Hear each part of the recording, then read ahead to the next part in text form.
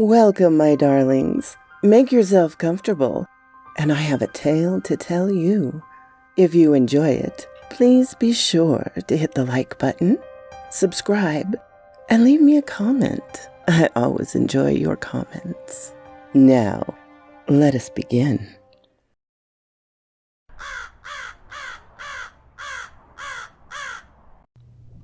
"20,000 Leagues Under the Sea", Chapter 8, Mobilis in Mobili.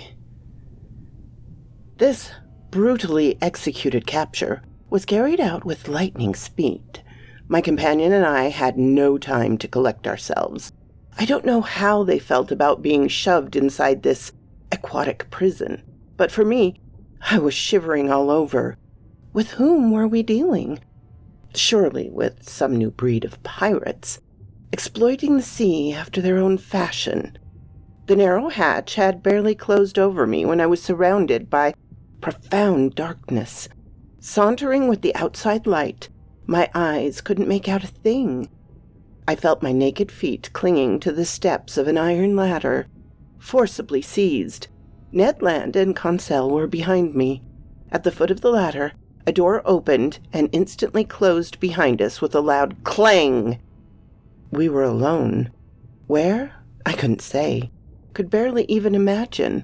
All was darkness, but such utter darkness that after several minutes, my eyes were still unable to catch a single one of those hazy gleams that drift through even the blackest night. Meanwhile, furious at these goings-on, Ned Land gave free rein to his indignation. "Damnation!" he explained. "These people are about as hospitable as the savages of New Caledonia. All that is lacking is for them to be cannibals. I wouldn't be surprised if they were, but believe you me, they won't eat me without me kicking up a protest." "Calm yourself, Ned, my friend," Conseil replied serenely. "Don't flare up so quickly. We aren't in a kettle yet." "In a kettle, no," the Canadian shot back. "But in an oven for sure. It's dark enough for one. Luckily, my Bowie knife hasn't left me. I can still see well enough to put it to use. The first one of these bandits who lays hands on me..." Author's note. A Bowie knife is a wide-bladed dagger that Americans are forever carrying around.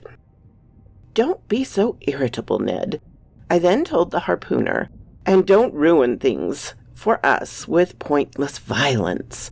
Who knows whether they might be listening to us? Instead, let's try to find out where we are." I started moving. Groping my way, after 5 steps, I encountered an iron wall made of riveted boilerplate. Then turning around, I bumped into a wooden table, next to which several stools had been set. The floor of this prison lay hidden beneath thick, hemmed matting that deadened the sound of footsteps. Its naked walls didn't reveal any trace of a door or a window. Going around the opposite way, Conseil met up with me and we returned to the middle of this cabin, which had to be 20 feet long by 10 wide. As for its height, not even Ned Land with his great stature was able to determine it. Half an hour had already gone by without our situation changing, when our eyes were suddenly spirited from utter darkness into blinding light. Our prison lit up all at once. In other words, it was filled with the luminescent matter so intense that at first I couldn't stand the brightness of it. From its glare and whiteness, I recognized the electric glow that had played across this underwater boat like some magnificent phosphorescent phenomenon. After involuntarily closing my eyes, I reopened them and saw this luminous force came from a frosted half-globe curving out of the cabin ceiling. "Finally! It's light enough to see," Ned Land exclaimed, knife in hand, staying on the defensive. "Yes," I replied, then ventured the opposite view. "But as for our situation, we're still in the dark." "Master must learn patience," said the emotionless Conseil. This sudden illumination of our cabin enabled me to examine its tiniest detail. It contained only a table and 5 stools. Its invisible door must have been hermetically sealed. Not a sound reached our ears. Everything seemed dead inside this boat. Was it in motion, or stationary on the surface of the ocean, or sinking into the depths? I couldn't tell. But this luminous globe hadn't been turned on without good reason. Consequently, I hoped that some crewman would soon make an appearance. If you want to consign people to oblivion, you don't need to light up their dungeons. I was not mistaken. Unlocking noises became audible. A door opened and 2 men appeared. One was short and stocky, powerfully muscled, broad-shouldered, robust of limbs, the head squat, the hair black and luxuriant, the mustache heavy, the eyes bright and penetrating, and his whole personality stamped with that southern-blooded zest that, in France, typifies the people of Provence. The philosopher Diderot has very aptly claimed that a man's bearing is the clue to his character, and this stocky little man was certainly the living proof of this claim. You could sense that his everyday conversation must have been packed with such vivid figures of speech as personification, symbolism, and misplaced modifiers. But I was never in a position to verify this because around me he used only the odd and utterly incomprehensible dialect. The second stranger deserves a more detailed description. A disciple of such character-judging anatomist as Griolet or Engel could have read this man's features like an open book.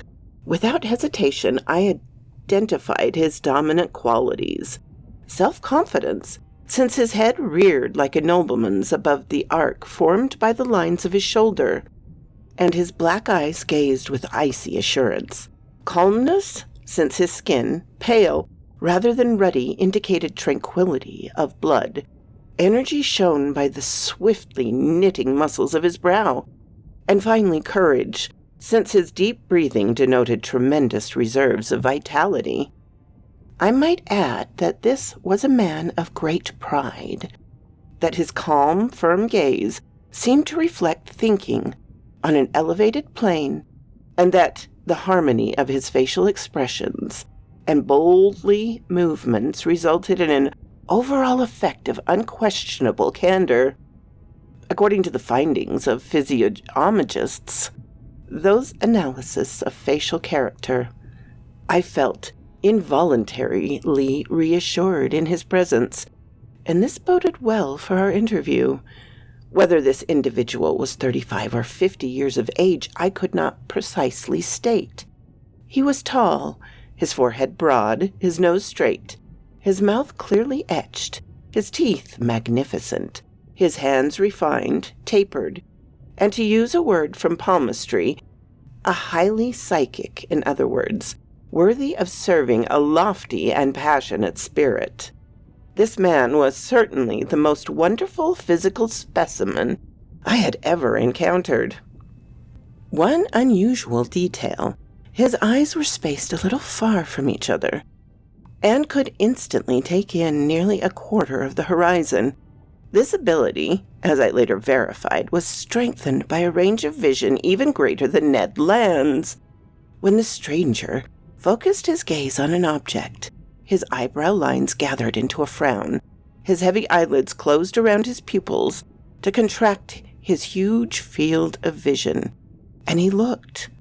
What a look! As if he could magnify objects shrinking into the distance, as if he could probe your very soul, as if he could pierce those sheets of water, so opaque to our eyes, and scan the deepest oceans. Wearing caps made of sea otter fur and shod in sealskin fishing boots, these 2 strangers were dressed in clothing made from some unique fabric that flattered the figure and allowed great freedom of movement. The taller of the 2, apparently the leader on board, examined us with the greatest care but without pronouncing a word. Then, turning to his companion, he conversed with him in a language I didn't recognize. It was sonorous, harmonious, flexible dialect whose vowels seemed to undergo a highly varied accentuation.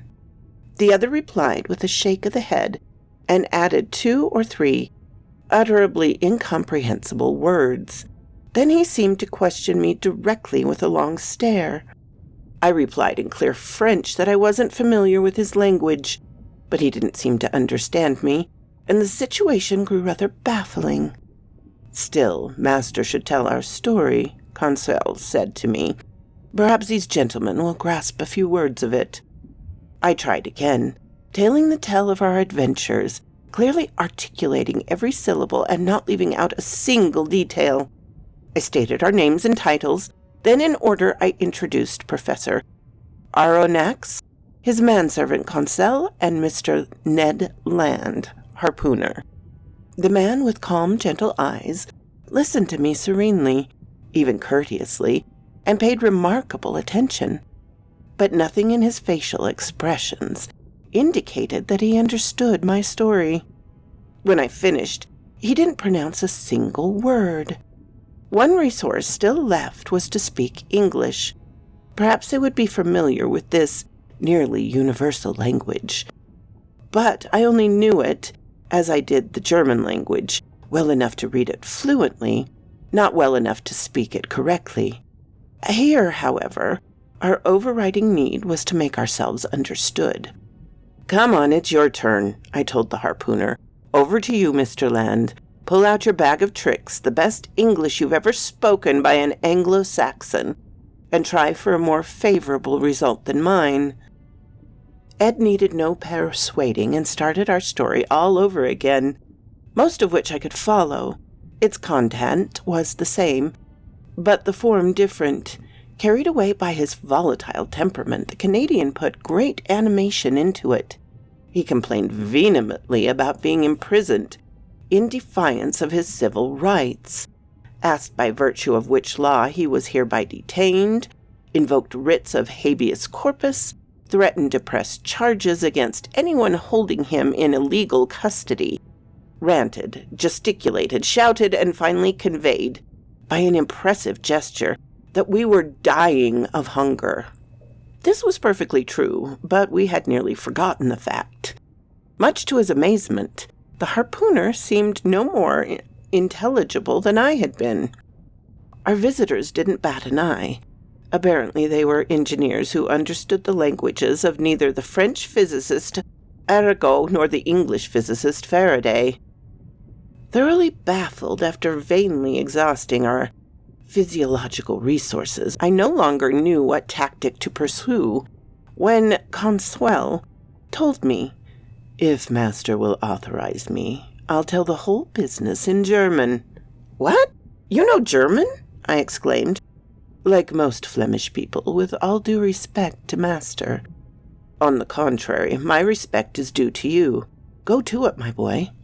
And Conseil, in his serene voice, described for a third time the various vicissitudes of our story, but despite our narrator's fine accent and stylish turns of phrase, the German language met with no success.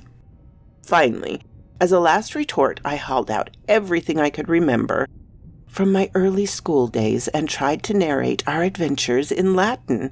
Cicero would have plugged his ears and sent me to the scullery, but somehow I managed to pull through, with the same negative result. This last attempt ultimately misfiring, the two strangers exchanged a few words in their incomprehensible language and withdrew, not even favoring us with one of those encouraging gestures that are used in every country in the world. The door closed again.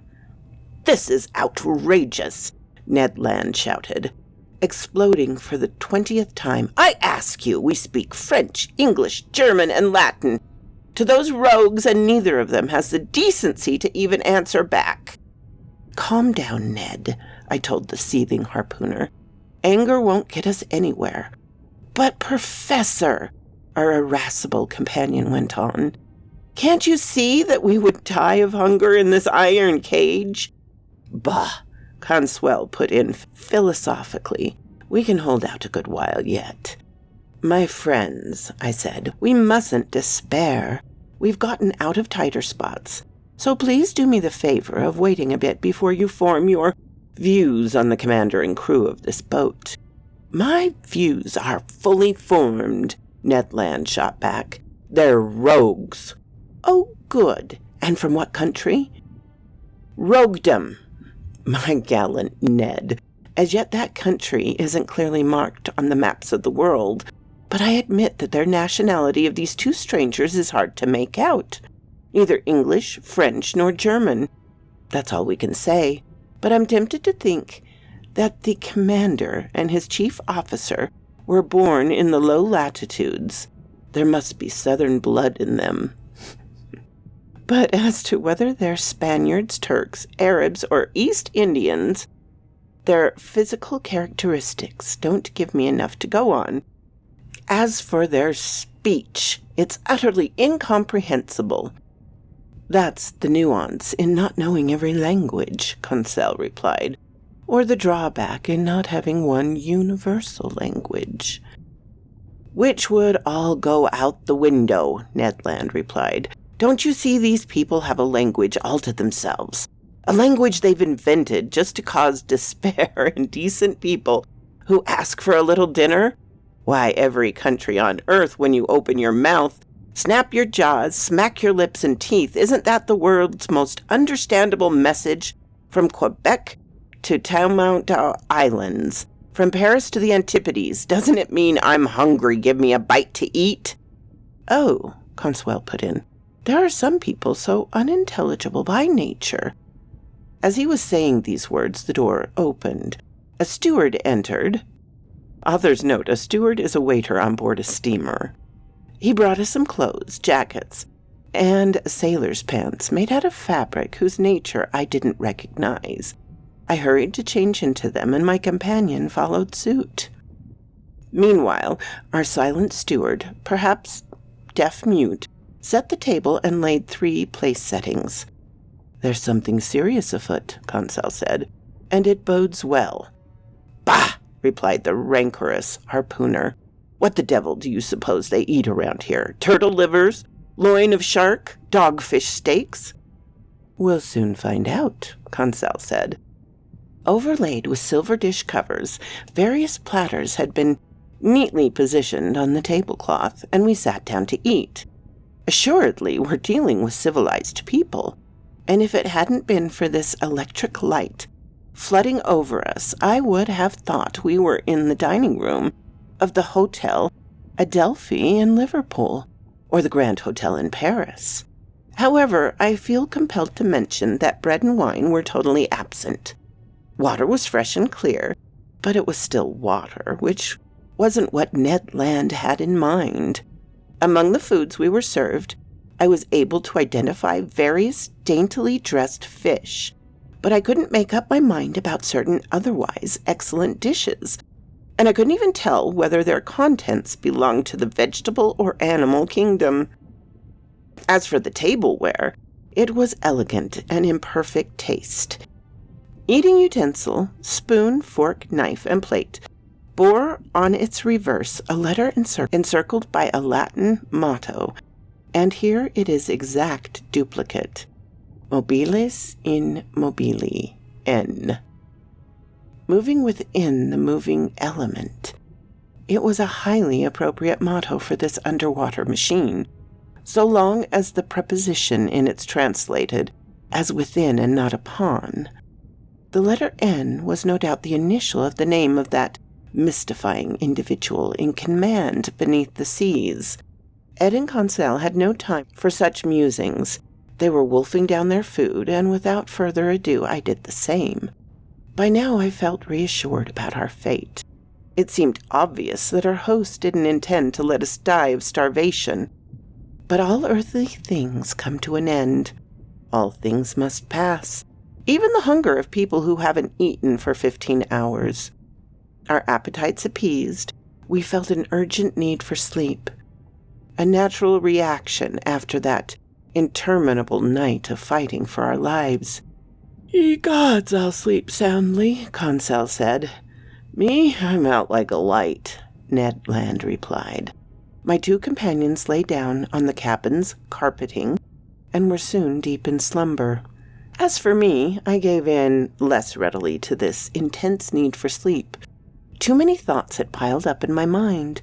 Too many insoluble questions had arisen. Too many images were keeping my eyelids open. Where were we? What strange power was carrying us along? I felt, or at least I thought I did, this submersible sinking towards the sea's lower strata. Intense nightmares besieged me. In these mysterious marine sanctuaries, I envisioned hosts of unknown animals, and this underwater boat seemed to be a blood relation of theirs, living, breathing, just as fearsome. Then my mind grew calmer. My imagination melted into hazy drowsiness, and I soon fell into an uneasy slumber. So quoth this raven. So many flowery words, and yet it's the easy ones that he gives us definitions for. Sorry. Very funny to me. Anyway, have a beautiful weekend. What? You're still here after the whole story? I really appreciate that, darlings. Please hit the like button and subscribe if you haven't. And I always love to hear from you. Have a glorious day, my darlings.